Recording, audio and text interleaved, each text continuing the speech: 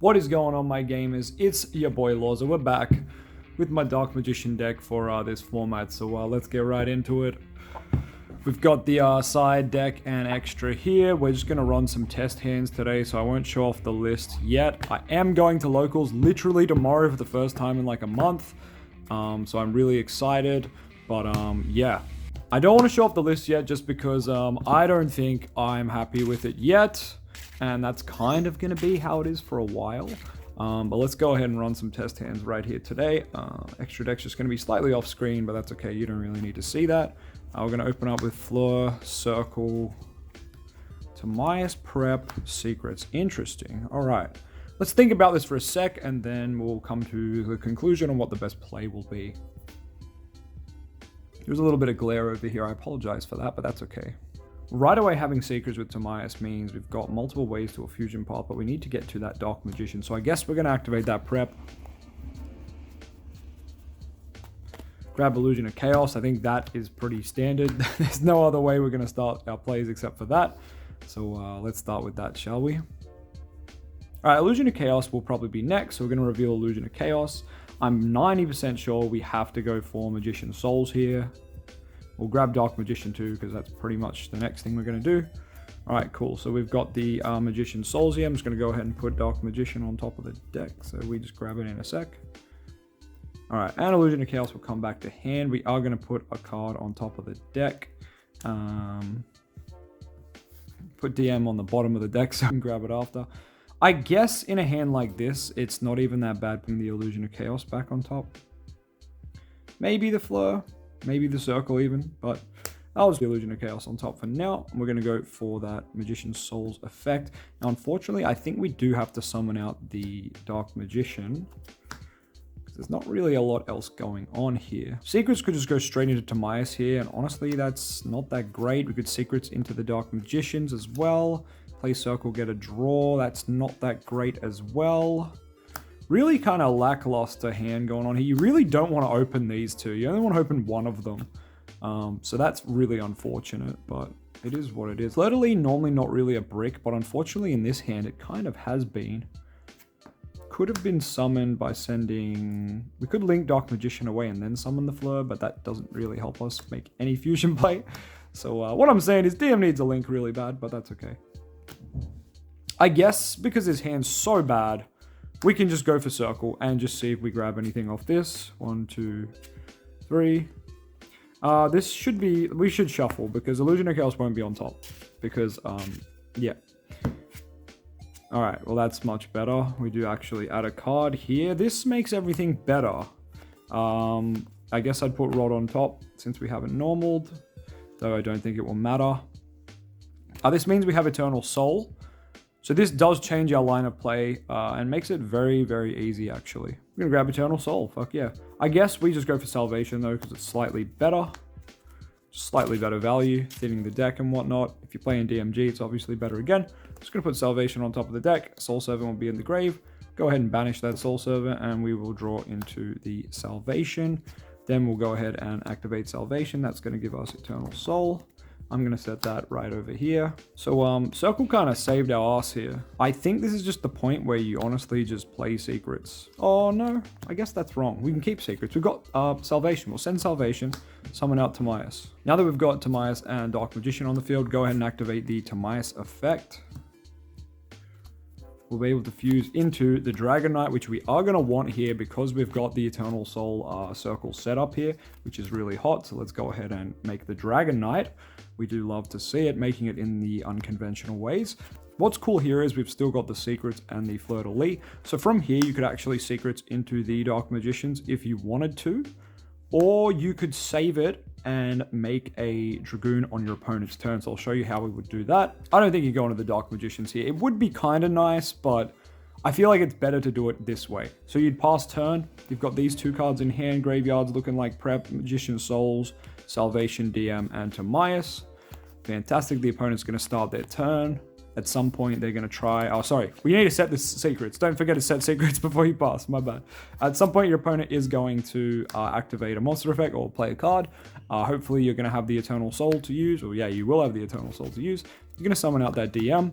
Use Circle Effect. target their monster or whatever's a threat. Might even be the Flunder Field spell or something. And he's going to target it and banish. Fantastic. Then on resolution, you can go ahead and secrets into Dragoon, so fusing these two away. The problem with this play is you're getting rid of your Dragon Knight and you've already used your Eternal Soul. So that means if they then have a Lightning Storm or a Duster, you are very vulnerable to that. Obviously, Dragoon is a negate and you've got one card in hand, but yeah, that can be scary. But let's just theorize that we do go into the Dragoon here. If only there was a fusion that identified as DMG, because we could summon her. We don't have Salvation up, but that could have been really nice too. But yeah, you've still got the discard for the Dragoon in your hand, so that's really cool. You can also summon Fleur, but there's no real point doing that because there's no Ecclesia on the field. You probably wouldn't even go for the Dragoon play there. Let's go back some steps. So we would have the Dragon Knight out, and we've now summoned out the Dark Magicians. Well, actually, let's go back a step again. So let's say we don't flip this at all. Let's say the opponent starts their turn, and we're just going to go ahead and flip up secrets immediately. The opponent will just be like, okay, sure. And we're going to fuse away the Fleur-de-Lis and the Dark Magicians in our hand. And that means we can make the Dark Magicians. Is a little funky, but because the Dragon Knight identifies as Dark Magician, we're able to do that. And now, of course, the opponent will start doing plays and whatnot. If they threaten the back row at any point, you're just going to chain that Eternal Soul, which will, of course, summon out your Dragon. If they do have Call by the Grave, they can only go for DM or Dragon Knight, so it's good that you can kind of do one or the other. Obviously, if they're smart, they'll banish this one because it's way better. But in the perfect world, that wouldn't happen. So you'd activate Eternal Soul and you would summon back your Dragon Knight, and that would be beautiful. And then from there, you would be able to do two things on resolution. You've got Circle Effect as Chainlink 1 to target something and get a nice banish. And you've got Chainlink 2, which will be your Dark Magicians here, which will give you a nice draw. So let's go ahead and draw Magician Souls. Fantastic. All right, that's probably all from that test hand. That was not the best hand, and Circle kind of saved it. But it is what it is. I'm going to see in chat people saying Circle best card and that Team Samurai was right. Especially from Maisie. I see you in the chat there, Maisie. Saying Circle best card on every video. It's okay. It's okay. The meme will never die. Alright, we've drawn Fallen of Albaz this time. And besides the Albaz and no starter outside of the OP cards. But hey, OP cards are nice. So let's go ahead and activate Branded Fusion. Luckily, this can send from hand or deck, so that's very good for us, because sadly we've opened up the Fallen of Albaz here, and we are going to have to send the Dark Magician, of course. Let's go ahead and have a little shuffle. Some people mentioned playing like other light targets to summon Albion and stuff, and that is also a viable option, but I don't know, this is just more generic. I know you have to discard though. Alright, so we've got Lubellion out. We need to discard. Unfortunately, the only good discard here is Soul Servant, and we can't even get the value of Soul Servant if the opponent, doesn't negate this, ironically. So if the opponent negates this effect and we don't get Diffuse, cool, we can banish Soul Servant, draw one. But that's probably not what's going to happen here, or we hope that isn't what happens, is what I should say. So we're actually going to be sending back the Dark Magician and the Fallen of Albaz to the deck. And that's going to summon out our next fusion, which can be Dragoon or Dark Magician, the Dragon Knight. Now, you can go Dragon Knight because you know you've got to draw one, and you know you've got a way to Dogmatica Punishment if you really want to protect that. I still think this hand's probably better off going for Dragoon, because Dragoon with Ash and Punishment is pretty nice, right? But you could play it safe if you want to go the Dragon Knight route, but I'm not going to do that here, all right? I'm going to go straight for Dragoon. Fantastic. It does feel bad that Soul Servant's dead in the grave, but I guess we could go Nadir sending Dark Magician the Dragon Knight. That's still bad because then you don't get to search Ecclesia, so I don't know. It's a tough one, to say the least. It's a tough one. I guess I would go Nadir here. Not much else to do. We'd be adding that Ecclesia, and we would be sending... We really could send Dark Magician Dragon Knight just to get a cheeky draw right now, but I don't think it's worth it. Like, I think it's just better off confirming the Fleur-de-Lis negation. So go ahead and send the Titanic Lad, and Ecclesia will come to hand. We'll go ahead and summon Ecclesia, go effective Ecclesia. Ecclesia, of course, can grab us Punishment. Alright, so we've got Punishment Ash, and then in the end phase, we'll have to set that Punishment. You could also hold it as the card to discard. It's probably better as that right now, right? Maybe. Depends what you're versing. Depending on the matchup, you could set the Punishment or just hold it in hand. But you will move to the end phase, and Ecclesia will go ahead and grab you the Fleur-de-Lis. So unfortunately, not exactly what you want to see. Soul Servant just chilling in the grave there, not being able to be used, but That's the price that we pay without Anaconda. It can be very awkward. I could have gone the Dragonite route, but I don't know. I don't think it was that important. If you don't have Circle Eternal Soul, it seems really irrelevant, you know? All right, let's do one last test hand. I'm going to take this to locals and get absolutely thrashed and then talk about all the changes I want to make, and that'll be a fun little video in itself. But wow, okay, that's really nice. All right, let's start with Magician's Rod because that might bait something. Unfortunately, there's nothing great to add off Magician's Rod in this scenario, I think. It's like, we don't have a piece of Circle or Eternal Soul, so it's probably just Salvation anyway. I don't know, I like grabbing Salvation in a scenario like this, but Soul 7 you could also argue is kind of the same thing. Since we have Branded Fusion, we can summon Dragon Knight, which means Salvation's better. Along with the Deer. What we really needed to see with this setup was Village, but that's okay. Clearly we can't have it all. So I think I add Salvation, which isn't really the best add, but whatever. Activate Salvation, set Eternal Soul. We did really need the Circle for this to be worth as fuck. Yeah, we really do need Circle for this to be worth it, but we're going to go ahead and set that Eternal Soul down here. What are columns? No one knows. This does get a little rough here. We have to go for the Branded Fusion. I forgot we need a discard, so that was incorrect. Yeah, I don't think we go for Salvation and Eternal Soul. I actually think... like, turning one card into two just seems like value, but at the same time, it's just not. I think you just grab Soul Servant with Rod. It's probably the better play. You don't feel as bad discarding this card, right?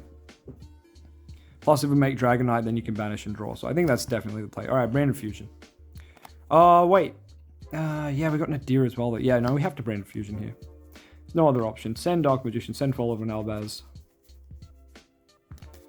All right, Fallen of Albaz and DM into the bin. Get out of here, fellas.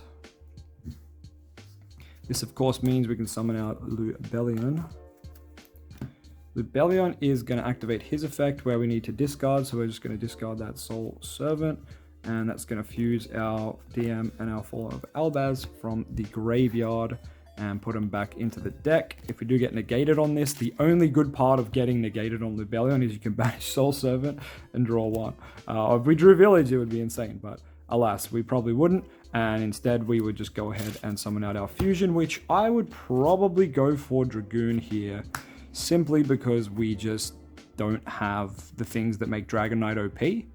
But you could argue you could summon Dragon Knight to banish to get a draw as well, right? So it's tough. I would probably just make Dragoon.